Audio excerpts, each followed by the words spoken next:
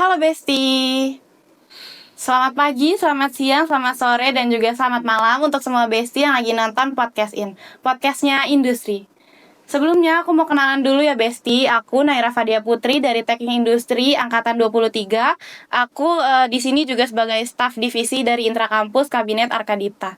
Nah, setelah beberapa periode kita udah nggak nayangin podcast nih Besti, sekarang kita comeback lagi dengan podcast yang pastinya nggak kalah seru dari podcast yang kemarin, dan juga kita membawakan tema dan juga narasumber yang kece banget juga nih Besti. Besti pada penasaran nggak apa sih temanya episode kayak kali ini? Jadi kita kali ini akan membahas tentang kurikulum baru, semangat baru menuju generasi emas. Gak kalah kece dari materi kita akan ngobrol nih, berbincang dengan narasumber yang kece juga. Salah satu dosen teknik industri yang kece dan pastinya Besti udah sering lihat nih. Mungkin boleh ya Bapak untuk perkenalan sama Besti-Besti biar kita semua pada akrab. Ya, makasih. Apa kabar, Mbak? Baik? Baik. Baik ya.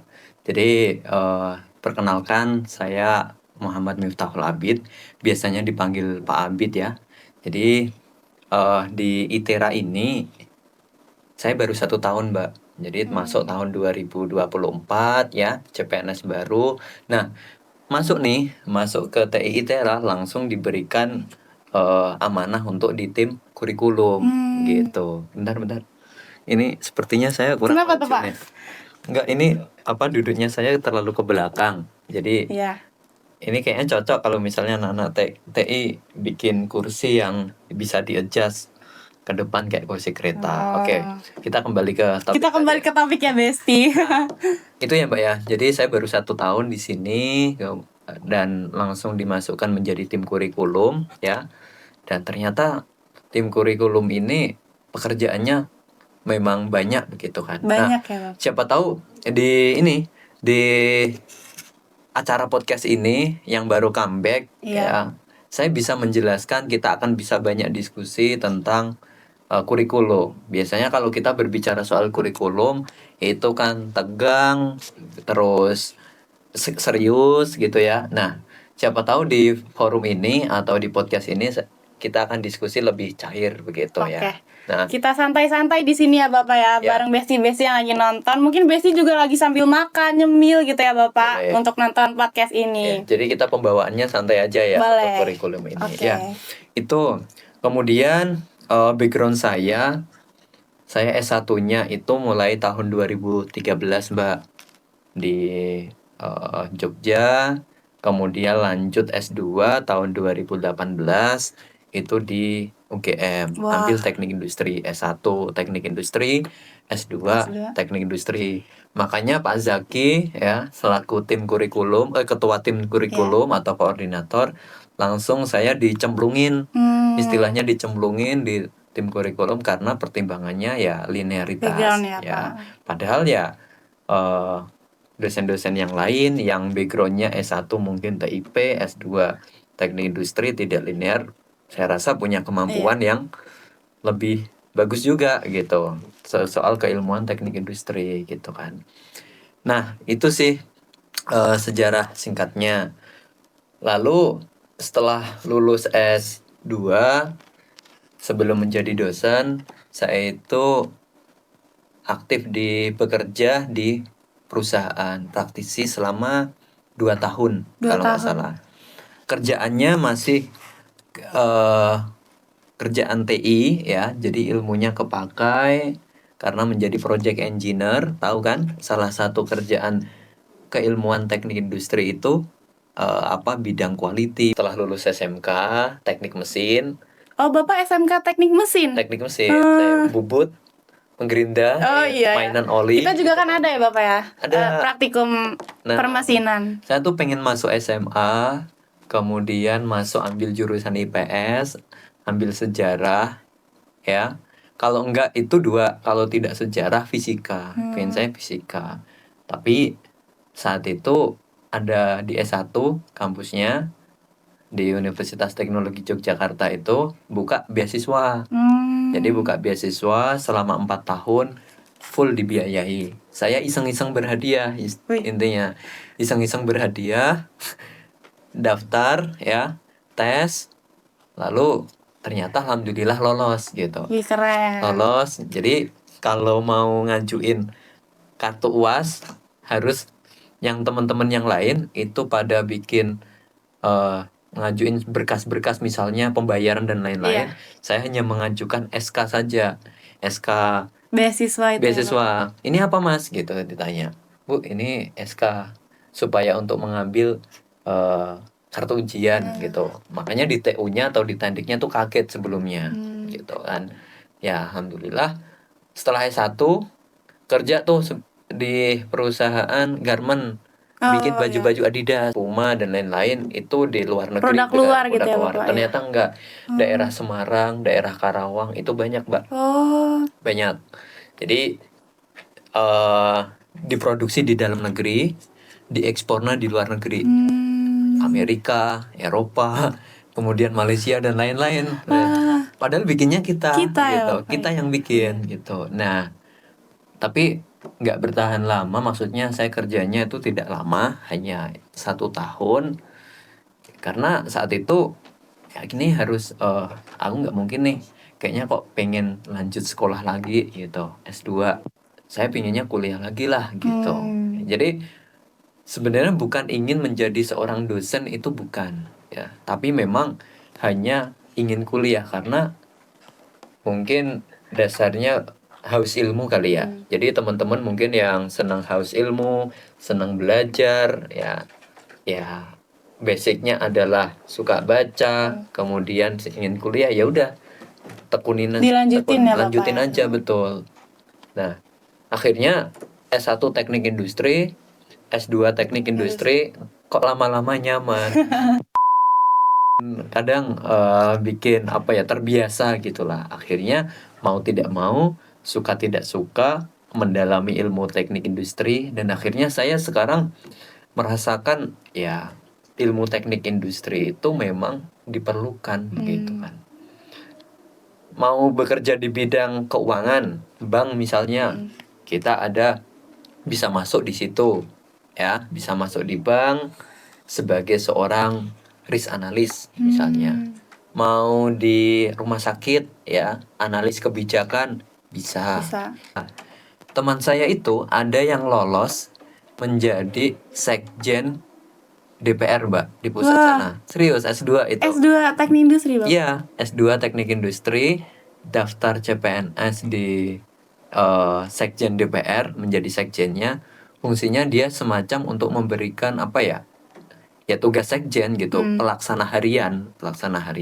Mungkin siapa tahu nanti kalau misalnya lulus bisa daftar ke kementerian. Amin. Lebih cocok tuh. Ya kan? Cocok ya, Pak. Jadi ternyata banyak banget ya ke depannya dari semua instansi tadi yang kayak Pak Bit udah bilang, rumah sakit, jadi ada PNS juga nih untuk teman-teman yang mau jadi mantu idaman, Pak. Katanya kan PNS mantu idaman tuh. Bisa dari teknik industri banyak ternyata formasinya, teman-teman.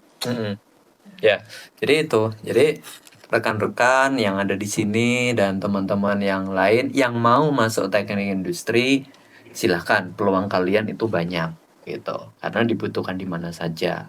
Mau baik instansi pemerintah, mau instansi swasta. Itu sih, Mbak. Iya. Itu background saya memperkenalkan TI sendiri itu karena nanti prospek kerjanya itu sangat luas.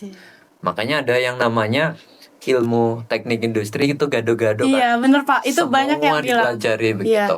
Economic engineering, analisis keuangan dipelajari. Manajemen juga, Manajemen dipelajari. Makanya ada yang bilang TI itu manajemen. Jawaban saya salah besar. Salah. Karena teknik ya teknik. Teknik itu engineer. Engineer itu tugasnya merancang, membuat yang sebelumnya tidak ada menjadi rancangan ada, produk baru, atau melakukan improvement. Jadi yang sebelumnya itu sudah existing solutionnya itu belum bagus, anak TI, anak engineer nge-chief, dimodif apanya nih yang bisa dimaksimalkan atau dioptimalkan ya. Kalau kata orang-orang sih makes better things better gitu ya Bapak Iya, ya. betul. Benar. Produk yang sekarang ada dimodifikasi Dimodifikasi. supaya outputnya atau hasilnya lebih bagus. Wah. Itu engineer ya. Jadi engineering teknik itu bukan manajemen ya. Bukan ya guys. Walaupun di TI itu ada manajemen industri. Iya, benar. Nah, manajemen industri itu bagian kecil dari teknik industri. Nanti akan kita bahas lah di episode selanjutnya. episode selanjutnya mungkin Oke, ya. boleh nanti kita ngobrolin lebih dalam ya Besti tentang teknik industri itu sendiri karena memang lumayan kompleks ya Bapak untuk prodi kita yang tercinta ini. Iya. Mungkin kita lanjut ya. Kita udah tahu kan tadi backgroundnya Pak Abid. Kita lanjut ngomongin latar belakang dan teknik industri. Nah, tadi kan Pak Abid bilang ya, kita mau bahas tentang lebih lanjut lagi. Mungkin kita nggak usah lama-lama di episode selanjutnya, Bapak. Ternyata gitu. di sini kita ada nih menjelaskan tentang teknik industri lebih dalam gitu, Bapak. Mungkin kita lanjutin aja tadi perbincangan kita mengenai teknik industri itu sendiri, Bapak. Oke, berarti kan sepakat ya kalau kita kuliah atau mendalami ilmu teknik industri itu bukan suatu jurusan yang salah, bukan salah jurusan. Bukan. Tepat di jalur yang tepat. Nah, sekarang sebenarnya teknik industri itu apa sih gitu kan? Yang sekarang digandrungi, banyak yang minat, bahkan di ITERA sendiri itu nomor ya top 5 ya. Top 5 ya, karena kebutuhan SDM untuk teknik industri itu ternyata banyak, Mbak. Teknik industri itu ada 3 kata kunci ilmu yang kita pelajari. 1, merancang, ya. Fix itu tidak mau diganggu gugat. Merancang, ya. Rancang apapun, rancang sistem, rancang produk, ya. Rancang suatu pabrik atau rancang jasa, penyedia jasa itu. Nah, setelah dirancang, ya, maka insinyur teknik industri itu harus bisa menginstal setelah dirancang, diterapkan dalam perusahaan, diterapkan dalam organisasi, ya. Nah, setelah diterapkan, nanti tugasnya TI itu berkewajiban untuk melakukan improvement, peningkatan, ya, continuous improvement, perbaikan berkelanjutan. Karena kan kalau siklus produk, siklus sistem itu semakin lama dia kurvanya Semakin akan turun. ya. Kita bisa mendapatkan 100 nih. Nanti lama-lama akan turun. Produk itu ya ada life cycle-nya. Hari ini 2 tahun. Misalnya itu akan ngetren nih, tetapi ada yang fase penurunan. Ingat Nokia, misal Nokia itu tidak mau melakukan improvement. Ya. Tidak mau melakukan improvement, makanya dia ada pesaing-pesaing yang baru. Makanya dia life cycle-nya turun. Dan kalau sudah ingin melakukan improvement sudah telat begitu. Ya, ada siklus produk. Itu produk ada siklusnya. Nah, itu wajib kemampuan yang harus dimiliki oleh seorang teknik industri. Nah, kemudian setelah bisa merancang, bisa menginstal, mengimplementasikan, kemudian bisa mengimprove, maka barang apa sih yang diimprove atau dirancang? Yaitu sistem yang terintegrasi. Jadi bukan mesin saja, bukan jaringan listrik saja, tetapi sistem. Ketika kita berbicara soal sistem, Mbak, maka dia tidak bisa berdiri sendiri. Harus ada beberapa item atau komponen. Contoh yang paling simpel itu adalah sistem di perusahaan. Perusahaan itu mesinnya canggih, kemudian orangnya pinter-pinter. Kalau misalnya suplai materialnya itu tidak lancar, kemudian sistem informasinya tidak oke, internetnya mati-matian, lalu misalnya gudangnya itu tidak dipersiapkan, maka tidak bisa jalan pabrik gitu. Itu namanya sistem. Jadi saling berintegrasi gitulah ya Pak ya. Betul. Jadi dia saling berintegrasi untuk mencapai satu tujuan. Tujuannya apa? Menciptakan suatu produk sesuai dengan requirement atau kebutuhan konsumen gitu. Nah, itu namanya sistem ya. Nah, jadi di teknik industri itu yang diintegrasikan adalah sistemnya. Tidak berbicara hanya gudangnya saja, tidak berbicara soal mesinnya saja, tetapi keseluruhan sistem tersebut gitu. Nah, sistem itu meliputi apa aja? Paling simpelnya itu 4M. Manusianya yang diatur, materialnya, kemudian Mesin, apalagi metode, sistem informasinya, IoT, internet dan lain-lain, supaya ini saling sambung menyambung. Makanya kalau di salah satu mata kuliah tuh dipelajari soal ERP ya, Enterprise Resource Planning. Dia belajar bagaimana mengintegrasikan, menghubungkan keseluruhan divisi atau elemen-elemen itu menjadi satu kesatuan. Kayak gitulah. Nanti kalau teman-teman ini kerja, yang di depan-depan ini nanti udah kerja, nah nanti akan dapet tuh, oh ternyata ilmu TI ini loh realnya gitu kan. Kalau kita penerapannya gitu ya Bapak ya. yes, kalau di praktikum kan hanya taunya lingkup kecil, lingkup lab kan. Nah nanti di industri teman-teman akan belajar. Justru Mbak, saya itu tahu ilmu TI itu ketika sudah bekerja di pabrik. Ini toh yang namanya misalnya sistem informasi, ini yang namanya sistem manufaktur, dari sini dan lain-lain. Gitu. Jadi secara real gitu ya Bapak ya, di dalam pekerjaan gitu. Nah makanya ada yang namanya teman-teman di prodi ada program kerja praktik kan, ada ekskursi, ada itu untuk memperkenalkan kita sebagai akademisi nanti mendapatkan tuh gambaran umumnya nanti seperti apa. Gitu. Jadi nggak hanya materi di dalam kelas aja ya Bapak ya, ada KP dan lain-lain gitu, biar kita bisa memvisualisasikan langsung lah gitu ya Bapak. Di dalam dunia pekerjaan tuh ilmu-ilmu yang udah kita dapat dari dosen-dosen TI yang keren-keren banget itu ada di mana sih gitu. Mungkin besi langsung udah pada tahu lah ya, udah dapat pencerahan nih dari Pak Abid. Harusnya kalau udah ditanya nih sama orang, kamu jurusan apa? Teknik industri. Teknik industri itu yang kerjanya di perusahaan apa?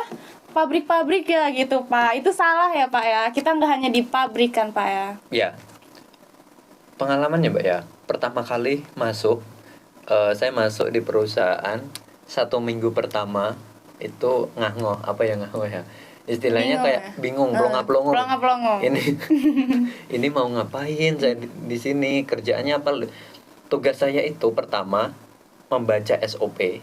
Ya, baca SOP, alur proses produksinya, sama dikasih mentor leader saat itu. Udah kamu pokoknya seminggu ini baca tuh SOP, ya pahami betul-betul. Nah, saya mikir, saya digaji kok hanya disuruh mantengin SOP gitu kan, kok nggak dikasih kerjaan. Padahal udah greget tuh sebenarnya, sudah greget pengen megang ini, pengen gimana. Tetapi memang perusahaan itu pertama kali memperkenalkan standarisasi terlebih dahulu Mbak ya, standarnya, baca standarnya. Ketika standarisasi proses, prosedur dan lain-lain itu sudah dipahami, maka nanti si calon karyawan ini ya menjadi karyawan tetap itu akan tahu kapan mengambil keputusan. Kalau terjadi problem, masalah, lapor ke siapa ya lapornya, kemudian penanganannya seperti apa. Bayangkan kalau misalnya kita kerja 2 tahun tidak tahu prosedur yang pasti, standarnya, WI-nya tidak tahu ya ternyata ketika ada masalah kita akan kebingungan. Makanya banyak perusahaan yang mengambil keputusan itu berdasarkan ini histori atau berdasarkan pengalaman ya, padahal di situ harus terstandarisasi gitu. Jadi itu yang unik sebenarnya gitu. Jadi kita harus mengacu pada standar ya Bapak ya. Pertama kali pegangan. Makanya ada yang namanya standar ISO untuk quality, nanti ISO berapa. Untuk safety itu ISO berapa. Nah itu tuh.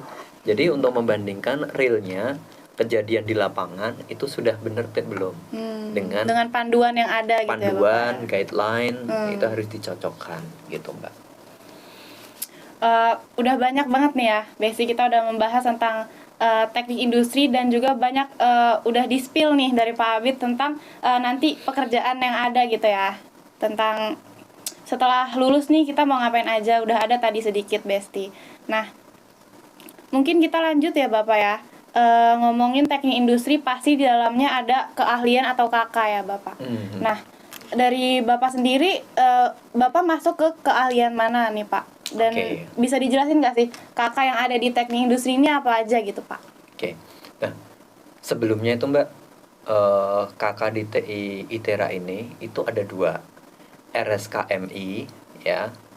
RSKMI itu menaungi lab MI dan lab RSKE ya. Yang kedua itu adalah RSI, Rekayasa Sistem Industri, yang menaungi lab sistem manufaktur dengan lab perancangan optimasi sistem industri POSI. Nah, tetapi dengan adanya perubahan kurikulum baru ini, kemudian dari hasil evaluasi di tingkat fakultas dan prodi, akhirnya diputuskan tuh ya, disepakati menjadi satu kakak, yaitu kakak teknik industri. Ada alasannya tuh, Mbak. Apa tuh Pak? Nah, alasannya itu kita nanti mahasiswa yang yang kuliah di TI ITERA itu kalau lulus menjadi sarjana teknik industri. Nah, sedangkan teknik industri tadi ilmunya banyak yang iya. gado-gado, Iya, manajemen, gado-gado. RSKE dipelajari semua kan. Nah, harapannya itu bisa menguasai semua keseluruhan ilmu itu gitu. Jadi tidak dipilih, oh saya mau tidak mau hanya ingin fokus di POSI saja, saya ingin di RSKI saja, MI saja atau Sisman, tidak bisa.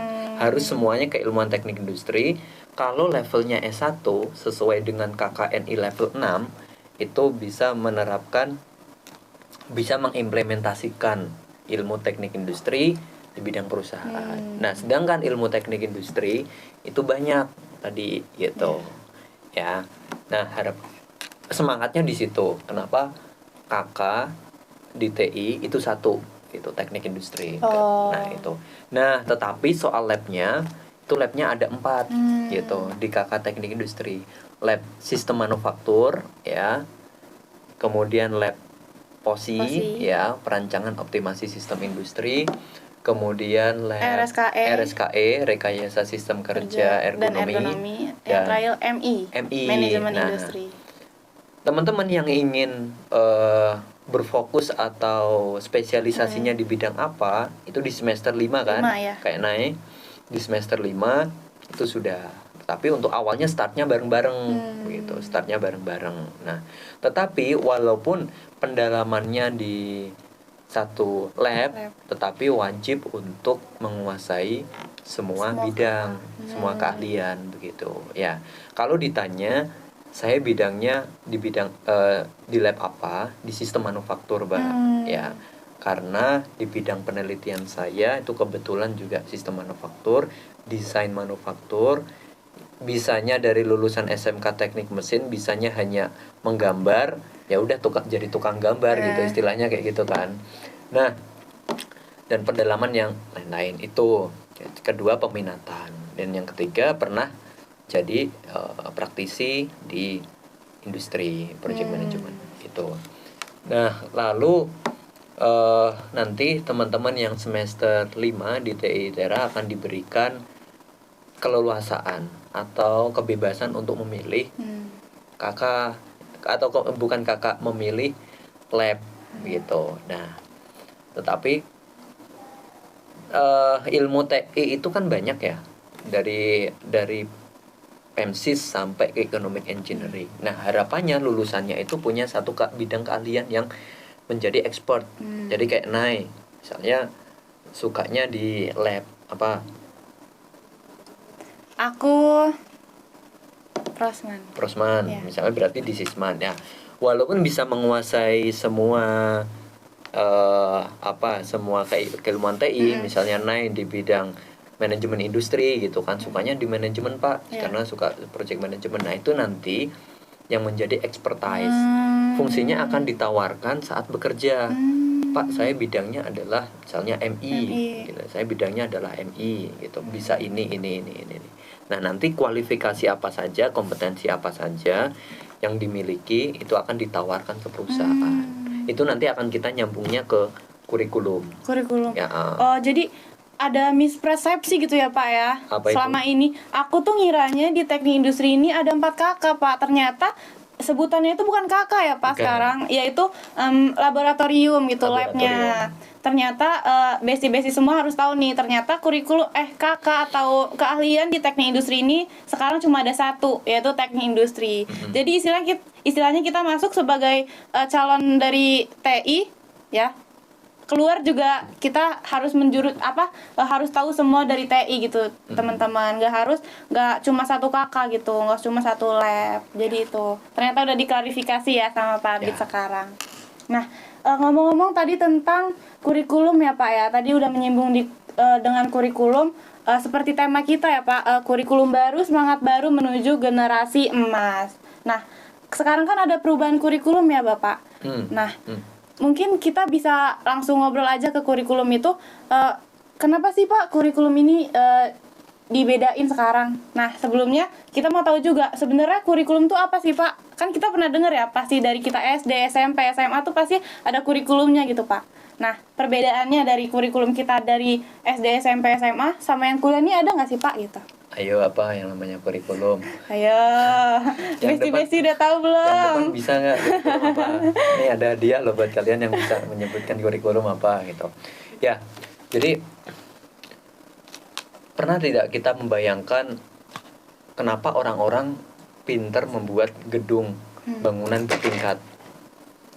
Kita juga pernah tidak membayangkan kenapa sih orang-orang ini pinter merancang mesin begitu kan, atau merancang sebuah perusahaan ya, sama-sama kuliah di suatu prodi di universitas, kok kemampuannya berbeda-beda gitu kan. Ada yang apa ya, kita menyebutnya tidak kurang ya, ada yang pinter banget, ada yang standar gitu. Nah ternyata yang menyebabkan kemampuan seseorang itu ahli dan tidaknya ketika setelah lulus kuliah itu ada di kurikulum Mbak. Menjadi core-nya, jadi menjadi inti dari nyawanya atau jantungnya dari suatu program studi gitu. Kenapa begitu? Karena kurikulum itu dirancang ya untuk menjadikan lulusan-lulusan ini sesuai kompetensi tidak ya. Kalau orang teknik industri, apakah nanti dia lulus itu memahami atau menguasai bidang ilmu teknik industri atau tidak? Kalau menguasai, seberapa penguasaannya? Apakah 100% menguasai atau hanya setengah-setengah? Nah, itu tergantung dari kurikulum. Makanya ada kurikulum yang dalam sekali, ada yang hanya di permukaan gitu. Jadi kurikulum ini menjadi core-nya atau intinya. Nah, makanya di kurikulum itu tidak hanya soal plotting mata kuliah. Kurikulum itu hanya sekedar plotting mata kuliah kok Pak gitu. Mata kuliahnya A, mata kuliah B, bukan ya, bukan Pak. hanya itu. Tetapi di kurikulum itu dirancang pertama kali adalah visi keilmuan. Visi keilmuan itu misalnya TI ITERA itu ingin menjadikan SDM yang pinter di bidang sustainable, pinter di bidang digitalisasi, pinter di bidang supply chain. Ya sudah, berarti mata kuliahnya, capaian pembelajarannya, metode belajarnya itu nanti akan disesuaikan dengan visi keilmuan tadi. Antara kampus lain dengan ITERA, karena visi keilmuannya berbeda, output atau yang ingin diciptakan itu berbeda, pasti kurikulumnya juga berbeda gitu. Praktikumnya juga mungkin ada modifikasi lain-lain. Nah, kebetulan di TI sendiri itu visi keilmuannya tiga tadi. Karena ya mempertimbangkan SDM yang mengajar, muda-muda kekinian, makanya arahkan nih ke digitalisasi. TI ITERA itu pintu gerbangnya dari Sumatera, cocok nih kalau misalnya supply chain gitu. Kemudian ITERA ini masih berada di kawasan yang banyak lahannya kan, sustainability, banyak komoditasnya, itu sih berangkatnya Mbak. Nah itu kurikulum. Baru nanti ketika visi keilmuan itu sudah kita buat, sudah kita pegang, capaiannya apa saja, CPMK, makanya di RVS kan, nah, capaiannya ini, nanti akan diukur tuh, apakah pembelajaran mata kuliah pemodelan sistem misalnya, itu capaian pembelajaran mata kuliah ini itu udah sesuai belum, udah 100% atau belum. Kalau belum, di bagian yang mana? CPMK atau capaian yang mana? Apakah bagian yang kesusahan merancang atau kesusahan memahami? Itu nanti akan diukur. Baru nanti mata kuliah apa yang cocok untuk mencapai sustainability, untuk mencapai digitalisasi. Contoh untuk mencapai digitalisasi ya, kemampuan yang ahli di bidang digital, maka ada yang data mining. Mata kuliah ini data mining, ada misalnya IoT. Nah, tinggal nanti praktikumnya seperti apa. Semakin dalam praktikumnya, semakin dalam pemahaman atau pemberian materinya, maka outputnya nanti capaiannya juga semakin oke, gitu. Nah, sekilas seperti itu. Makanya tadi saya bilang core-nya dari suatu prodi. Jadi kurikulum ini intinya lah gitu ya Pak ya dari program studinya gitu. Core of the core. Core of the core. Intinya inti ya. Iya, intinya inti. Jadi kurang lebihnya Besti udah pada tahu lah ya kurikulum itu apa, dan juga tadi alasan dari kurikulum berubah belum ya Pak? Oh ya. Ya, kita tanyakan lagi Besti. Setelah tadi kan udah membahas tentang kurikulumnya yang sangat ternyata sepenting itu ya Besti, saling sambung menyambung gitu Pak. Nah, sekarang nih kurikulum diganti, kenapa sih Pak alasan dibalik kurikulum itu diganti gitu? Ya. Jadi sudah pernah membaca belum bahwa ITERA ini merupakan istilahnya itu anaknya dari ITB? Iya, sering kan? banget Sepakat Pak, ya? ya, sering. Anaknya bukan anak, maksudnya bukan Adiknya ITB gitu ya, Pak. adiknya Iya. lah ya. Artinya yang dimaksud adiknya ini adalah sejarah secara histori pendirian dari ITERA ini diadopsi dari ITB. Dari ITB. Satu kurikulumnya, kemudian dari dosen-dosennya beliau-beliau yang dari ITB mengajar di sini. Artinya ada kemiripan dari sistem pengajaran kurikulum ITB dengan ini. Itu pada awal-awalnya 2017-an, 2018 kan ya, angkatan pertama begitu ya. 2017. Nah, saat itu ya selama 10 tahun ya, selama 7 tahunan sistem pengajaran dan kurikulumnya TI ITERA itu plek atau persis sekali dengan kurikulum ITB. Isinya sama, kemudian dalamannya sama, outputnya pun sama. Begitu. Nah, tahun ke-7 atau masuk tahun 2025 ini kan tidak mungkin kita ketergantungan dengan induk kita kan, begitu. Mulailah berdiri sendiri, berdikari ya, berdikari. TI ITERA ini berdikari, dan momennya pas ITERA sendiri seluruh prodi itu membuat kurikulum baru termasuk TI ITERA. Nah, momennya pas. Nah, itu secara histori. Nah, kemudian acuannya apa? Acuannya itu kita membuat beralih ke kurikulum baru itu berdasarkan BKSTI, Badan Kerjasama Teknik Industri, sebuah lembaga keilmuan yang mengenaui seluruh teknik industri di seluruh Indonesia. Kayak semacam ini apa ya? Asosiasinya. Kayak semacam asosiasi. Nah, itu. Dan di BKSTI itu ternyata memiliki kurikulum inti atau mata kuliah inti yang harus dikonsumsi lah begitu ya. Harus dikonsumsi, diadopsi oleh teknik industri seluruh Indonesia, baik itu swasta maupun negeri dari situ. Nah, jadi kita enak punya modal BKSTI sebagai asosiasi kita itu sudah menyediakan kurikulum inti. Ya, kurikulum inti. Kita tinggal modifikasi. Kita sesuaikan dengan di ITERA sendiri itu. Itu alasan yang pertama. Alasan yang kedua, mau dong kita misalnya TI ITERA kita itu setara dengan teknik industri di Amerika atau di Eropa. Mau kan? Mau. Siapa sih yang nggak mau? Bisa lulus kerja di Jepang, kerja di luar negeri bisa kan. Nah, tetapi untuk mencapai itu ada syaratnya. Ya, teknik industri kita harus setara dengan teknik industri yang lain berdasarkan akreditasi. Nah, makanya akreditasi itu setiap 5 tahun sekali prodi-prodi di seluruh Indonesia itu harus diaudit atau di-upgrade akreditasinya. Nah, supaya teknik industri kita itu bisa setara dengan teknik industri luar negeri berdasarkan akreditasi IABI namanya. IABI. Apa tuh Pak? semacam akreditasi yang tingkat internasional. Kalau tingkat nasional kan LAM Teknik dan Ban PT gitu kan. Nah, salah satu syarat untuk bisa menyamai akreditasinya luar negeri itu harus kurikulumnya berbasis OBE, Mbak. Outcome Based Education. Itu wajib dimiliki salah satu cirinya. Salah duanya itu adalah punya visi keilmuan. Kita kan udah punya tuh.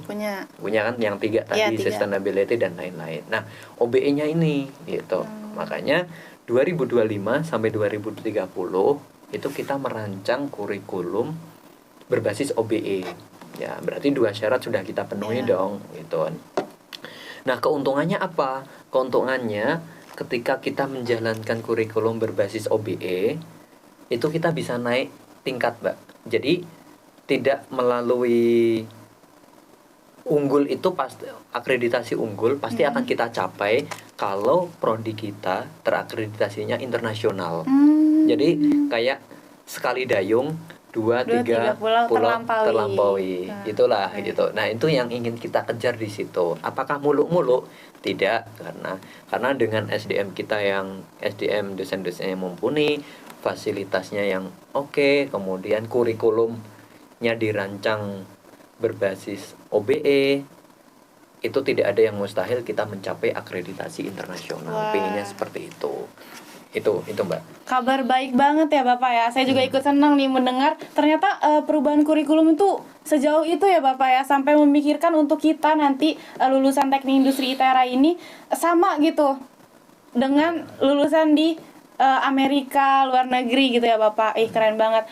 Berbanggalah untuk besti-besti semua yang akhirnya udah jadi mahasiswa TI ya Bapak ya. Nanti bisa kerja di Jepang. Bisa ya Pak. Ya. Oke. Apalagi ini Mbak, di Jepang sekarang ini kan kekurangan tenaga kerja kan. Bener. Banyak mengimpor tenaga dari Indonesia. Kerja, ya, dulu mungkin 10 tahun yang lalu atau 15 tahun yang lalu tenaga kerja Indonesia itu terkenalnya adalah tenaga kasar kan. Maaf nih. Buruh, rumah tangga dan lain-lain. Nah, sekarang beda. Sekarang kebutuhannya itu adalah kebutuhan tenaga ahli. Makanya banyak nakes ya, tenaga kesehatan yang kerja di Jepang. Banyak engineer muda, engineer yang kompeten direkrut dengan Jepang. Di Eropa, Polandia, ya, Swedia itu banyak sekali gitu. Nah, itu semangatnya. Nah, ketika kita bisa menyiapkan SDM yang unggul di bidang teknik industri ya, maka itu nanti akan dipakai. Bahkan kalau misalnya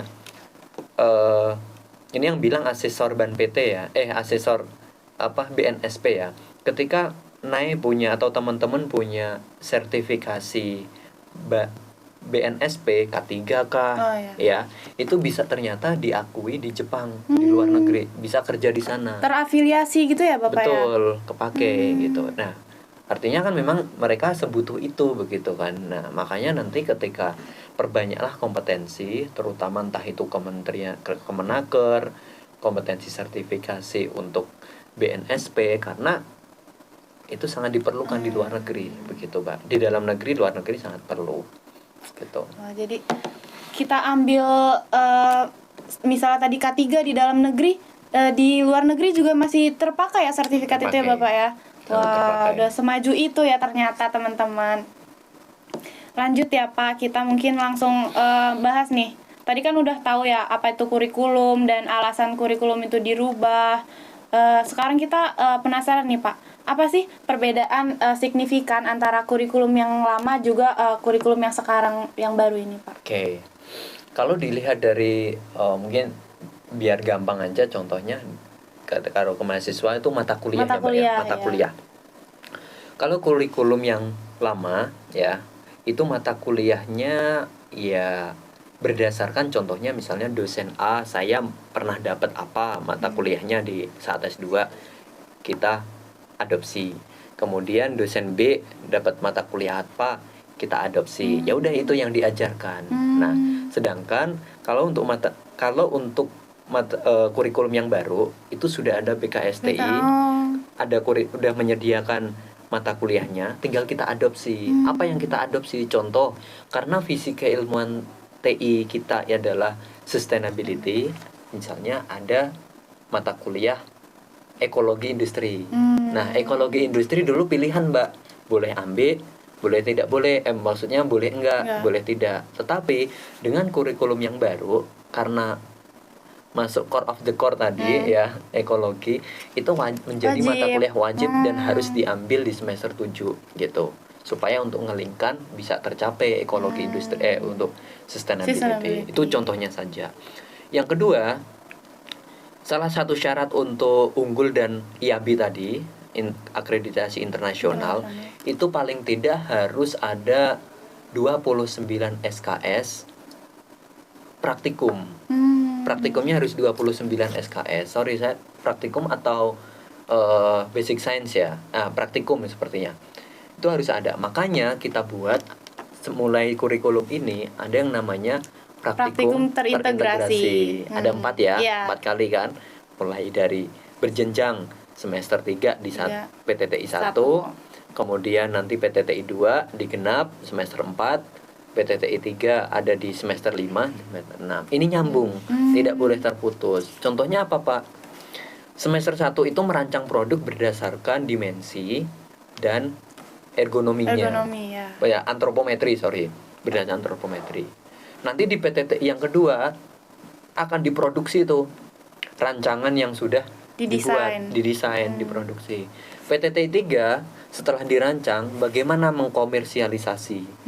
Jadi mengkomersialisasi itu membuat perusahaannya, merancang perusahaannya, sistem bisnisnya, sisprotnya lah istilahnya kayak gitu, sampai economic engineeringnya. Nah, jadi PTTI ini adalah kita semacam membuat miniatur perusahaan.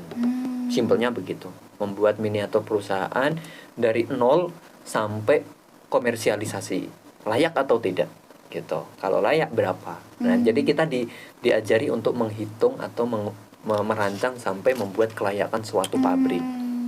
Itu, Mbak. Baru tahu kan? Iya, aku baru tahu nih ternyata arti dari praktikum terintegrasi itu seperti namanya ya Bapak ya. Jadi terintegrasi, saling sambung menyambung itu dari PTTI 1 hingga PTTI 4 gitu. Istilahnya dari hulu ke hilir gitu ya Bapak. Betul. Ya. Wah, jadi lulusan teknik industri nantinya kita tahu ya Pak ya dari awal kebutuhan apa, masalahnya apa sampai suatu perusahaan itu layak atau tidaknya gitu ya Bapak. Betul. Wah, jadi kita udah bisa nih Pak bikin perusahaan sendiri. Boleh. Makanya ada mata kuliah yang etika dan kewirausahaan kan. Iya. Nah, itu diajari untuk bikin bisnis kecil-kecilan.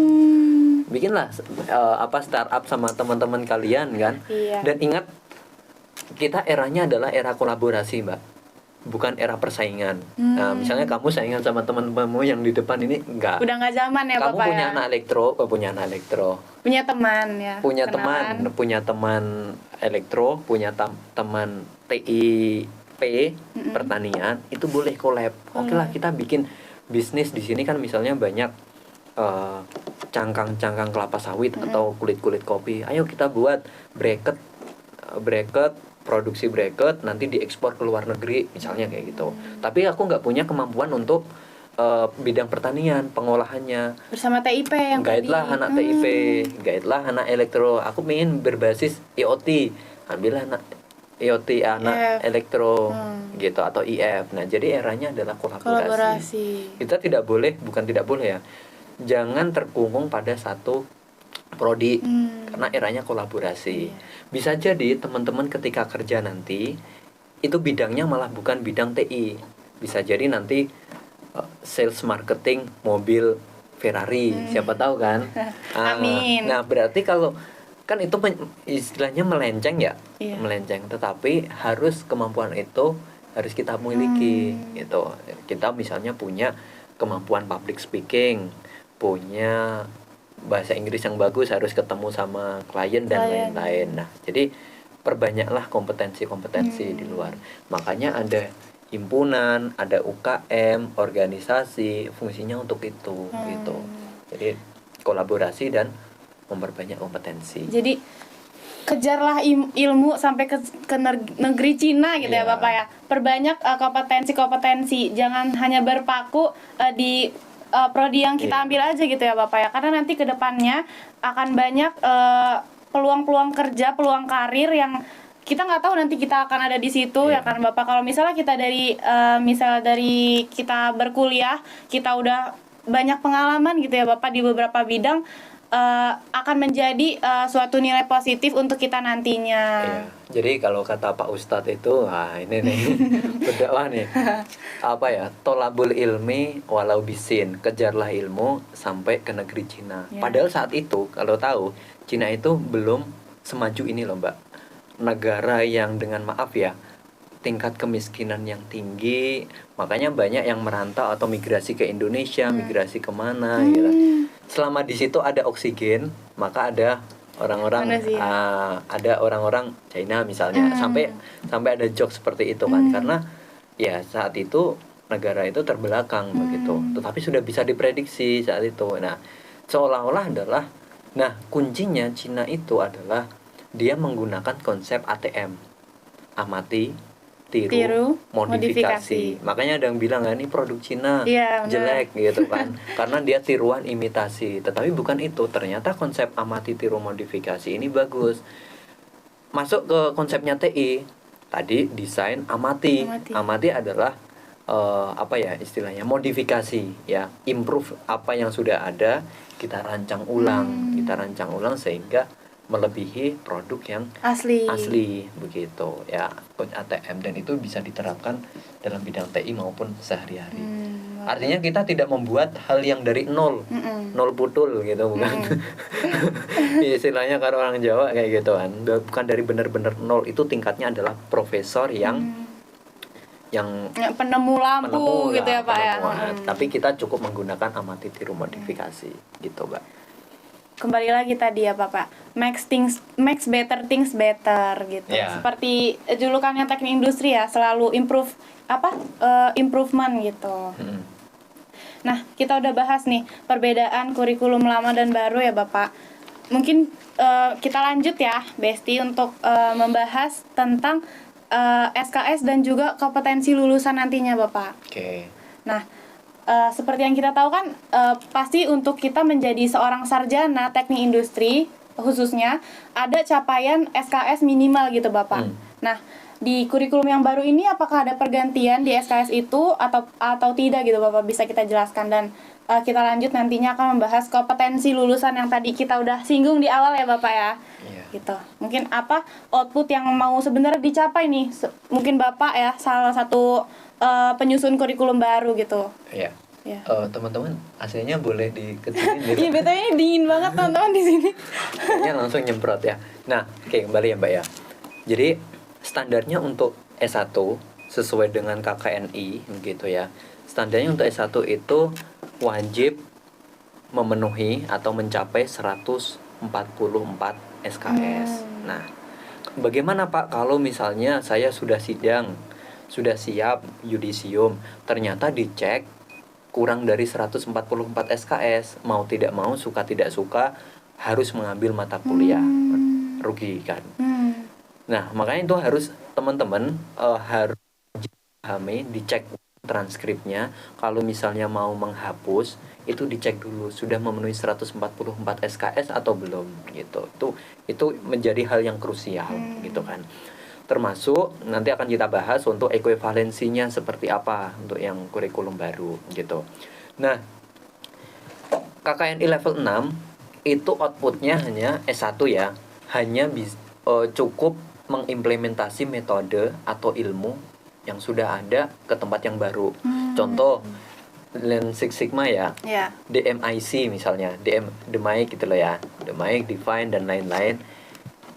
Itu cukup diterapkan misalnya di pabrik mobil, apakah bisa diterapkan di pabrik tahu atau tempe? Nah, cukup itu saja. Kalau bisa, kenaikannya berapa? Kalau tidak bisa, apa yang menyebabkan? Cukup itu. Beda lagi kalau misalnya S2. S2 itu harus apa istilahnya ya? Menambahkan atau mengimprove metode yang sudah ada. Contoh, saya ingin membuat suatu AC. AC ini dayanya rendah, tetapi dinginnya juga kurang. Bisa nggak sih kalau misalnya saya modif AC ini dayanya tetap rendah, tetapi dia nyemprotnya atau suhunya bisa bisa Setara tinggi, ya, setara dengan gitu, yang tapi mahal. irit begitu. Nah, itu Iya. S2. Kalau S3 benar-benar menciptakan paten baru, produk baru, ya, teori baru itu. Nah, untuk KKN level 6 S1 cukup mengimplementasi metode yang sudah ada. Jadi implementasi aja ya teman-teman, nggak sampai kita membuat kompetensi baru. Apa tadi Bapak ya? Ya, Ya, itu. membuat teori baru. Teori baru. Tapi ada loh Mbak, Yang teman-teman berhasil. kakak-kakak tingkat kita, beberapa di lab kayak POSI, Sisman, MI, dan RSKE, itu dia diberikan challenge sama dosen pembimbingnya, bisa tidak kamu mengerjakan ini udah setara S2, dan akhirnya dikerjakan sama mahasiswanya, itu bisa. Wih, gitu. keren. Artinya kan ya mahasiswa TI ini tuh kompetensinya bagus. Sudah, begitu ya. loh, kalau misalnya di challenge begitu.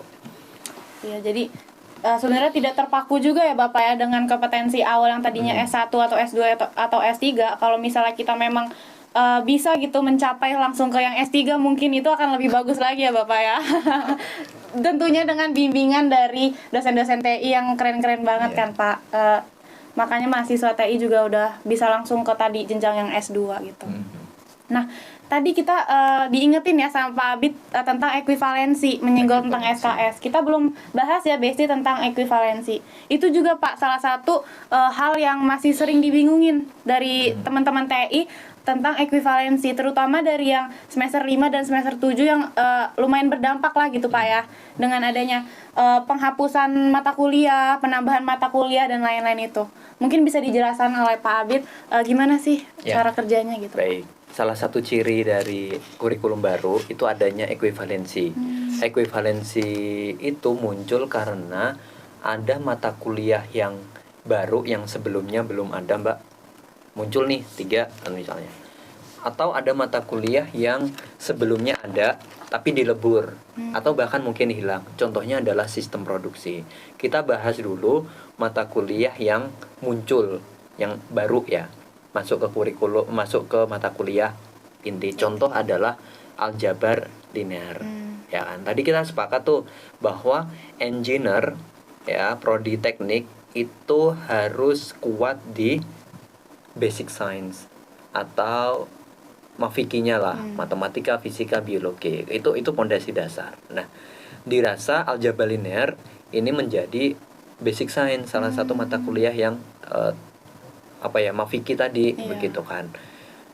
Kalau misalnya kayak Nay dan teman-teman ini kan belum pernah ambil, rugi dong Pak saya misalnya kalau harus ambil sekarang, nggak lulus nanti, ya kan. Ya lulus kalau harus ambil lagi mata kuliah yang baru gitu kan. Nah, untuk mensiasati hal tersebut maka dilakukan penyetaraan atau bahasa gaulnya ekuivalensi. Caranya bagaimana Pak? Caranya adalah 2 SKS aljabar linear ini bisa digantikan oleh mata kuliah apa sih? Contohnya ada 2 yang bisa menggantikan, yaitu mata kuliah pilihan MKP. Nah, itu MKP bisa ya. Atau misalnya mengambil Lean Six Sigma. Nah, Lean Six Sigma akan menggantikan aljabar linear, setara. Kan balance kan, nggak hilang. Cara yang kedua adalah mengekuivalensikan aljabar linear dengan mata kuliah yang hilang. Contohnya adalah etika profesi atau ekonomika teknik. Nah, nilai ektek bisa menggantikan aljabar linear gitu. Jadi balance. SKS-nya tetap utuh, nilainya tetap utuh, tetapi tempatnya saja yang berbeda. Tempatnya berubah. Clear ya sampai sini ya. Nah, lalu apakah nanti nilainya saya gimana Pak? Nilainya tidak akan hilang karena tadi pindah tempat ya. Jadi pindah tetap ya Bapak ya? Tetap. Dengan begitu kita tidak dirugikan yang ngajar, mahasiswa juga tidak dirugikan karena tempatnya porsinya tetap sama begitu. Nah, itu mata kuliah yang baru ya.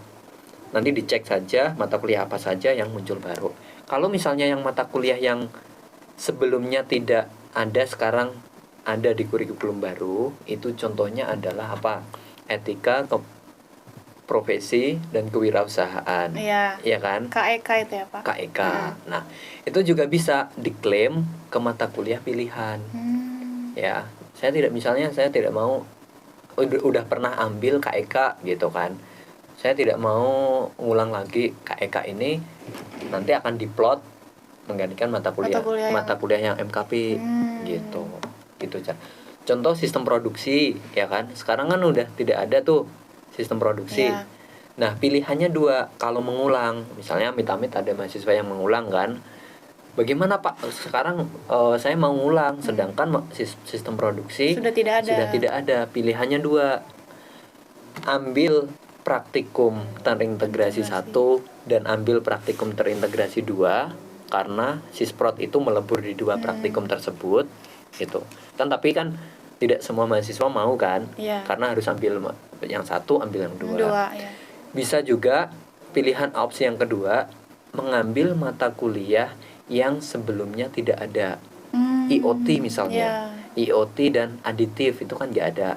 Sisprot ngulang, gantinya adalah IoT. mengambil IoT atau ekologi industri, karena mata kuliah yang baru ekologi, kemudian IoT aditif manufaktur ya itu. Gitu. Jadi salingnya tidak usah khawatir. Jadi kami di tim kurikulum menyediakan kayak semacam konsultasi, konseling ya, kok konseling kayak anak SMA aja. Konsultasi untuk membimbing mahasiswa yang ingin ekuivalensi yang jadi prosedurnya teman-teman melakukan ekuivalensi, kami yang mengecek sudah sesuai atau belum, apa yang mau diperbaiki begitu. Termasuk menghitung jumlah SKS-nya minimum tadi ya Pak. Kamu udah paham kan yang pasti sama teman-teman? Aku udah paham nih, Besti. Aku bisa nyimpulin nih Bapak. Jadi simpelnya ekuivalensi ini kita menggantikan SKS kita yang tadinya harusnya dihapus, kita ganti nih ke mata kuliah yang baru. Yang tadinya kita mengulang, kita juga bisa nih ngambil MKP yang ternyata selinear gitu. Jadi intinya SKS yang kita udah dapat masih ada nih nanti di siakat kita gitu, tapi dengan nama mata kuliah yang berbeda gitu. Mungkin Besti kalau misalnya masih belum paham juga nih, bisa diulang-ulang videonya ya Bapak ya, atau bisa langsung hubungin Pak Abid ya Pak ya, untuk asistensi nanti di bawah nomor di bawah ini. Editor tolong ya. Nah, oke. Dari awal kita udah kenalan sampai kita udah bahas tentang kurikulum yang berbeda, ekuivalensi, sampai capaian atau output dari lulusan teknik industri nih Bapak ya. Tibalah kita di penghujung acara Bapak. Tapi sebelum kita tutup acaranya, ada games nih Pak. Apa tuh? Biar kita lebih seru lagi. Jadi gamesnya itu adalah mitos atau fakta tentang teknik industri.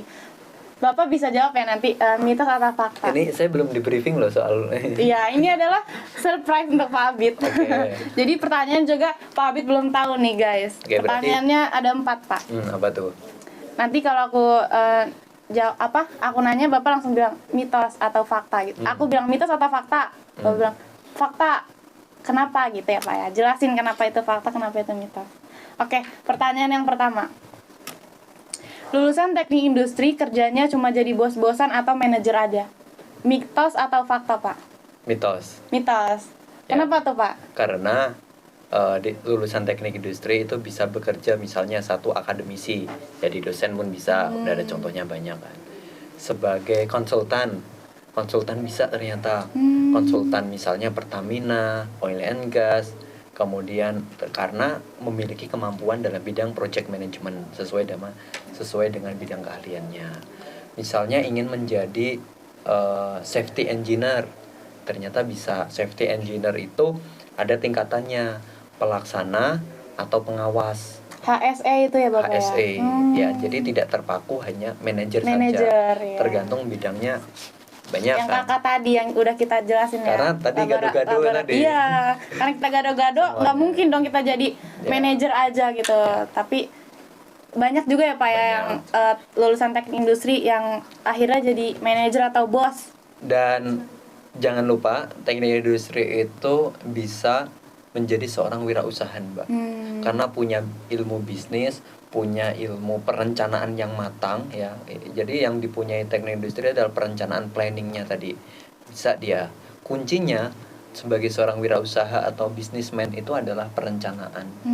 Kemudian mitigasi resiko-resiko itu ada semua. Wah, bisa ya Pak kalau mau bangun usaha sendiri gitu. Bisa, sangat bisa menciptakan lapangan Pekerjaan. Iya. Dengan Gitu. isu-isu sekarang kan banyak ya lapangan pekerjaan yang mulai sedikit tapi Betul. SDM-nya mulai lebih banyak nih gitu Pak. Mungkin Iya. dari TI ini mau bikin perusahaan ya Pak. Betul. Sama Bapak boleh nih. Kita mau bikin perusahaan Jadi nanti-nantikan. biar isu kabur aja dulu itu tidak Oh membawa. iya, jangan. Karena di dalam negeri itu sudah banyak SDM yang menciptakan lapangan kerja gitu. Mungkin salah satunya dari teknik industri nantinya ya, Iya. ITERA. Nggak tahu ya apakah sudah ada lulusan TI yang mungkin investasi Bitcoin misalnya kan, Iya. analis. Ada loh kemarin anak posi itu TA-nya tentang analisis Bitcoin, Wih. investasi kayak gitu. Nah itu keren sih menurutku. Mengikuti perkembangan ini ya Pak, teknologi. Betul, dan kemampuan atau bidang kerjaan yang sekarang lagi kekinian dan gajinya besar itu adalah data analis, data scientist. Data scientist. Data scientist tuh lagi dibutuhkan, Mbak, dan TI ada di situ. Wah, kita baru satu pertanyaan tapi kayaknya udah banyak banget kan insight-nya gitu. Terutama untuk kakak-kakak yang mungkin lagi semester akhir nih Pak, untuk mikirin kerja apa sih nantinya gitu. Tadi udah dijawab nih sama Pak Abid. Nah, lanjut nih Pak, pertanyaan kedua. Anak TI sering dibilang anak teknik rasa ekonomi atau bisnis. Mitos atau fakta Pak? Mitos. Mitos. Karena teknik industri itu adalah murni teknik ya, berbeda, Teknik, guys. bukan ilmu manajemen, bukan. Kalau misalnya di salah satu mata kuliah atau salah satu labnya ada manajemen, contoh manajemen Industri, gudang, ya. manajemen industri, manajemen pemasaran, itu adalah bagian kecil dari teknik.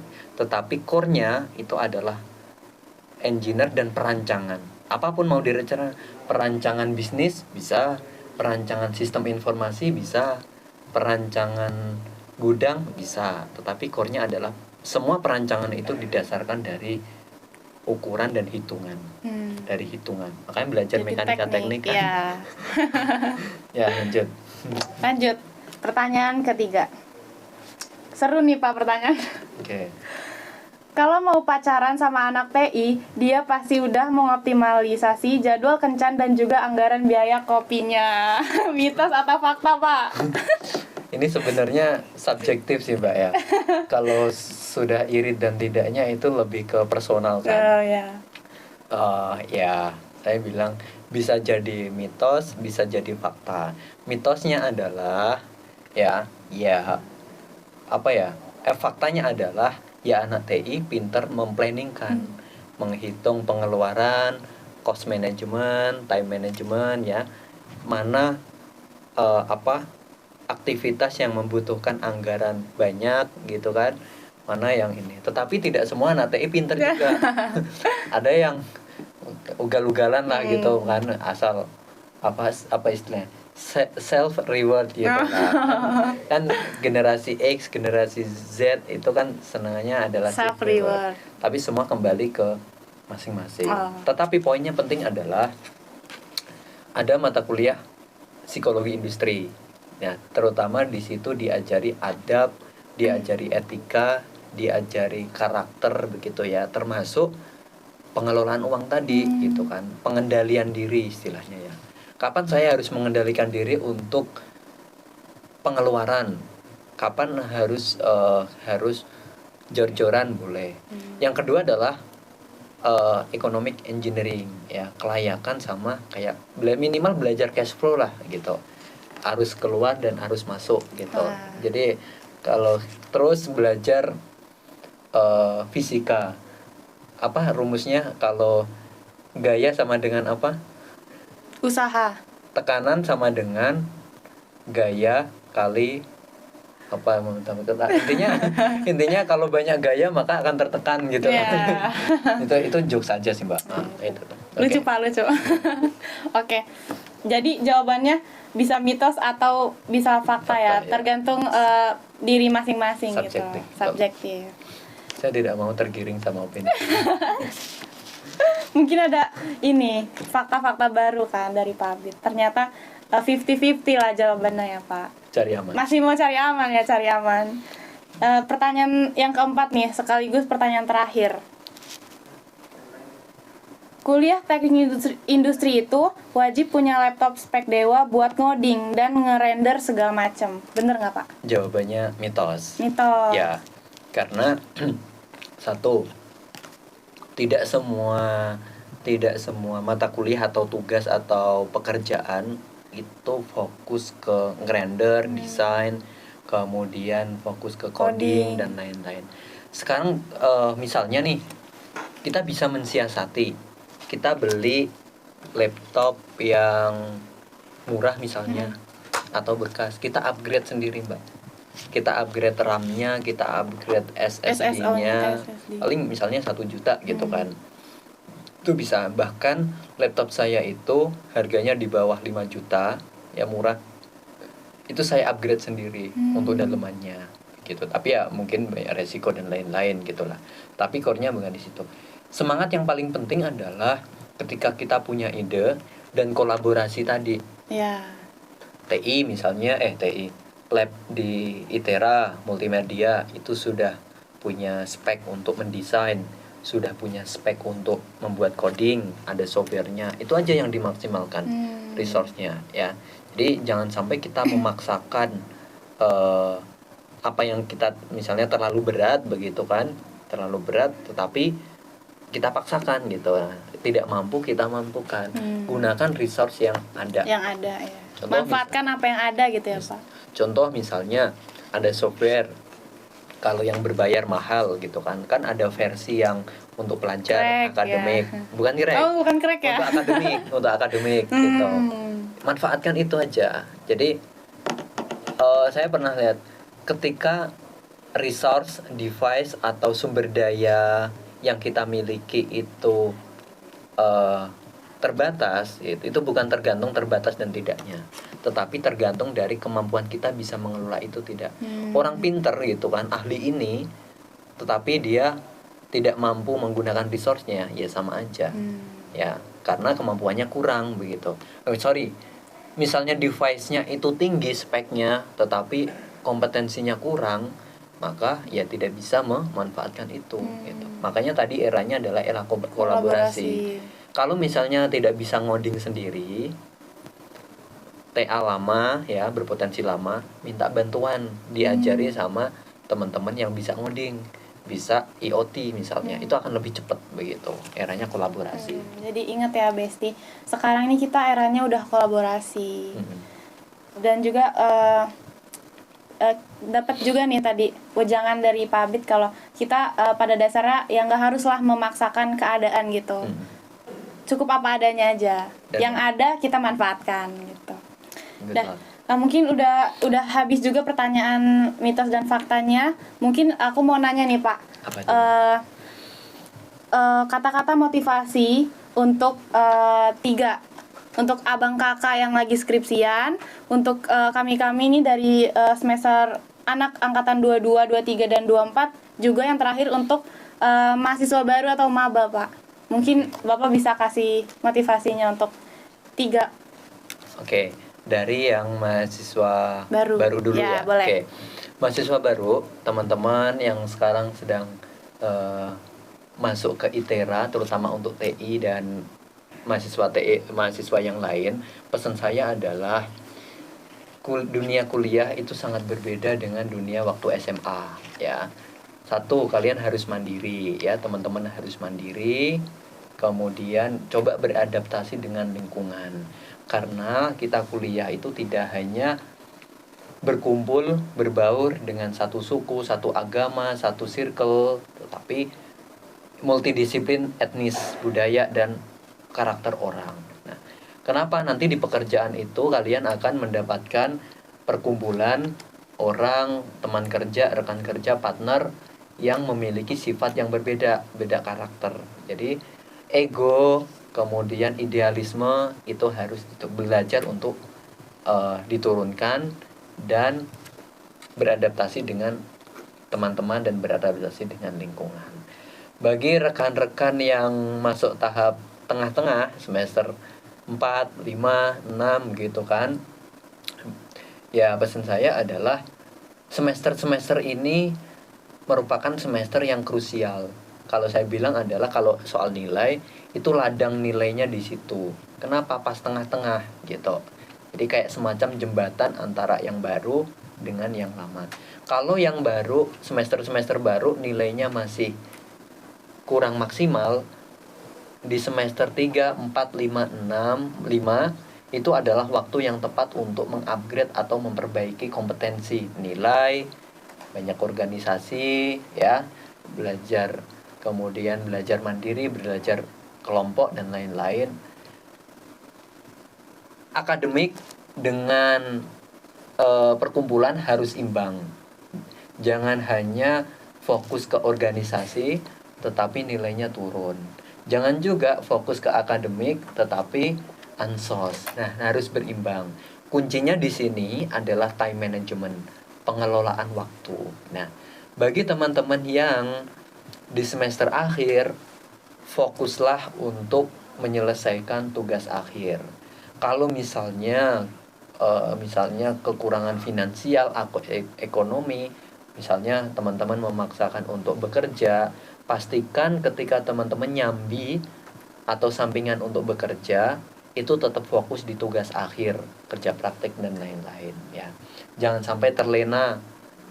Kemudian untuk mengambil topik tugas akhir, pilihlah topik, judul, ide yang satu teman-teman kuasai, mengambil datanya itu mudah dan hemat biaya dan waktunya cepat. Kenapa? Kalau teman-teman idealis, Pak, saya mau ambil IoT tentang yang baru 5 tahun selesai dikerjakan. Nah, kalau idealis seperti itu nanti akan susah, lama gitu ya.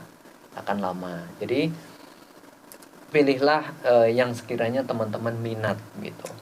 Bapak Ibu dosen akan siap membimbing kalian untuk menyelesaikan dan memastikan teman-teman sesuai dengan kompetensi TI. Itu sih closing statementnya saya. Wah, keren banget ya Besti. Mulai dari maba sampai abang-abang yang lagi skripsian udah dapat nih motivasi dari Pak Abid yang pastinya berguna banget kan untuk teman-teman melanjutkan gitu Ya. perkuliahannya biar lebih semangat juga, Pak. Ya, terakhir, apapun bidang keahlian atau sepintar apapun teman-teman, jangan lupa minta tolong pesan dari saya dan dosen-dosen. Diusahakan pertama kali adalah adab dan etika. Jadi etika, adab itu posisinya lebih tinggi daripada ilmu. Sepintar apapun teman-teman, ketika tidak punya adab ya, cara komunikasi, menghormati dosen dan atau orang lain, itu nanti ya istilahnya ya, sengsara, tidak dihargai orang, dan itu banyak. Bahkan di beberapa perusahaan, Mbak, itu penilaian pertamanya adalah soft skill. Soft skill tuh adab. Bagus gak nih ketika masuk ruangan ini. Saya punya teman kerja di Hyundai, supervisor begitu kan. Nah, saya diminta untuk mencarikan kandidat begitu. Nah, saya cari, dia mendapatkan kandidat, teman saya ternyata belum udah tanya gaji, emang gajinya berapa begitu kan. Nah, teman saya itu yang kerja di Hyundai itu terus, saya tidak mau menggunakan itu, sudah tidak usah saya lanjutkan karena Cut off ya, belum Pak. cut off gitu. Padahal belum aja udah tanya gaji dan lain-lain gitu kan. Nah, itu soal adab negosiasi atau adab etika untuk berkomunikasi sebenarnya gitu. Ya setidaknya kalau misalnya tidak setuju, sampaikan secara Secara santun. sopan. Kalau kita punya adab, kita tidak punya skill yang tinggi, ya slow lah. Tapi kalau adab kita bagus, kita bisa hidup kok, percaya itu. Ya, paling dari saya itu. Jadi attitude nomor 1 ya Bapak Yes. ya. Adab itu. Attitude is number one. Is number one. Oke. Wah, Keren banget ya Besti-Besti pembahasan kita dari awal. Banyak banget nih insight baru, yang pastinya dari kurikulum baru ini kita bukan cuma perubahan sistem doang ya Pak ya, tapi juga langkah nyata untuk nyiapin generasi yang adaptif, inovatif, dan juga siap bersaing secara global nih Pak. Nah, mungkin aku mau ngucapin terima kasih banyak ya untuk Bapak Muhammad Miftahul Abid, MSC, atas waktu dan kata-kata motivasi yang terakhir tadi sangat menyentuh hati aku dan juga pastinya para besti yang nonton ya. Semoga podcast hari ini juga bisa menjadi wawasan yang baru lah ya untuk besti-besti. Jangan lupa juga untuk besti-besti like, share, dan juga follow akun HMTI ITERA biar nggak ketinggalan episode-episode seru selanjutnya. Saya Naira Fadia Putri pamit undur diri. Bapak kalau saya bilang di teknik industri kita sama-sama salam unity gitu ya Pak ya. Teknik industri salam unity. Dadah.